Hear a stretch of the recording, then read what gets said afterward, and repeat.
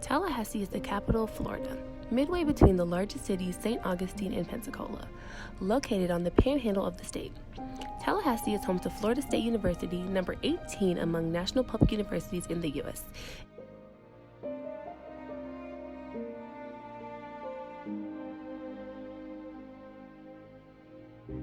It is also home to the best HBCU, Florida A&M, ranked number 2 in public HBCUs among the top 10 public and private HBCUs in the nation.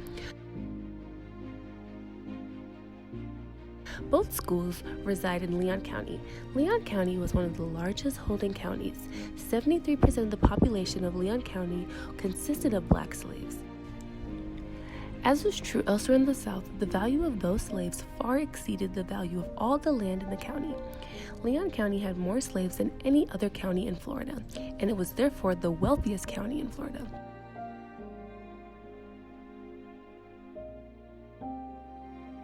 Leon County was the 5th largest producer of cotton. Cotton became the major cash crop, and large numbers of African Americans toiled on plantations owned by planters elite.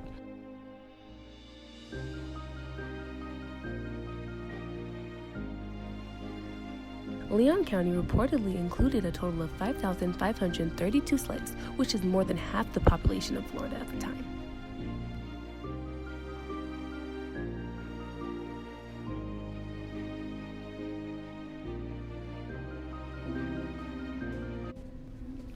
Most slave homes were Southern-style ranches here in Tallahassee. Their structures are intended to deal with the South's blistering and muggy climate.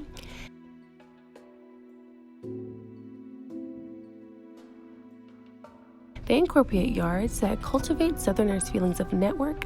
Furthermore, regardless of whether new or old, these homes incorporate exemplary building that includes ageless polish and a feeling of history. Southern-style ranches are generally worked of wood or block with pitched or gabled rooftops that frequently have dormers. Southern-style ranches plans join old-style highlights like segments, pediments, screens, and few structures have expound portices and cornices, reviewing parts of pre-Civil War architect techniques like the Bellevue Plantation.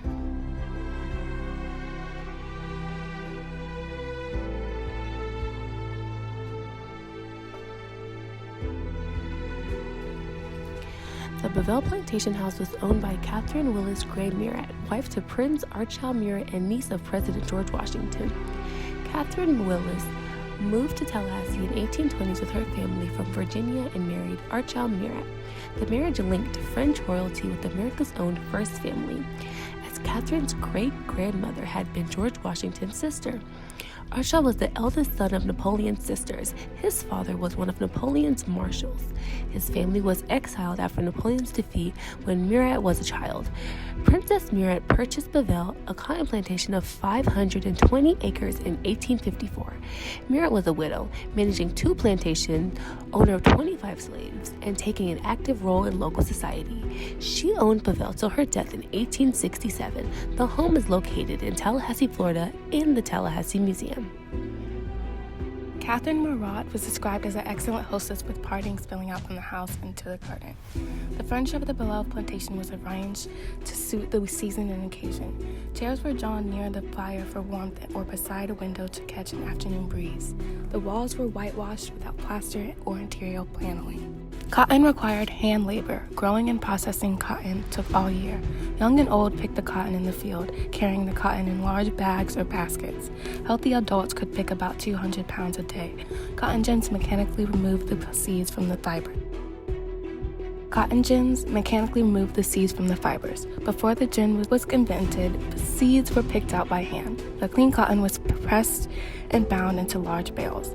Planters sold cotton to factors who credited the cotton against their debt. The factors marketed the cotton and financed the next year's seed and supplies. Planters lived on credit throughout the year until the cotton was ready to sell. Different seasons called for different labor. January and February called for the picking cotton, building fences, planting sugarcane, and repairing buildings. Mid-year called for the planting corn, potatoes, collards, and turnips. By the end of the year, selling hogs, making syrup, and gathering corn and digging for potatoes. Children slaves had jobs too. Children as young as 7 years old helped finding hens, nests, and gathering eggs, chopping and hauling wood for fires, and helping with household tasks. Young children also helped by carrying water to field workers, the main house, and the kitchen.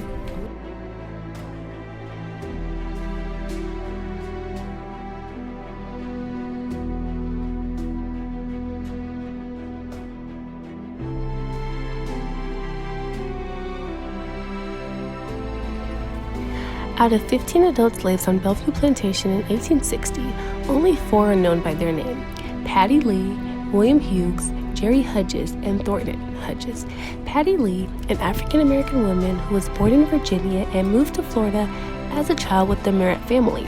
She worked in the Merritt house as one of Catherine's personal maids. Patty's husband, Ned, was born in Maryland. They had 2 daughters who later became seamstresses. After the Emancipation Proclamation, Catherine gifted Patty with 20 acres of land, which her and Ned used to farm. One of their daughters stayed on the land until the 1930s. William Hughes, an African-American man, was born in Fredericksburg, Virginia, and was purchased at the age of 15 by Ariyanah Elie in Washington, D.C. He was the personal driver and butler to the Merritt family, traveling around the eastern United States with the family. He married a woman by the name of Pamela, who was born in Maryland, and had 12 children together. William purchased 70 acres of Bellevue Farm from Catherine. And lastly, Jerry Hudges was an African-American man who was born in Florida. He was described as a driver or coachman for the Merritt family. He and his wife Amy had 5 children together and were given 10 acres of land after the Emancipation. The Bellevue Plantation holds significance close to our hearts because less than 200 years ago, this very county that we reside in as an HBCU was formerly a part of the most gruesome time in American history.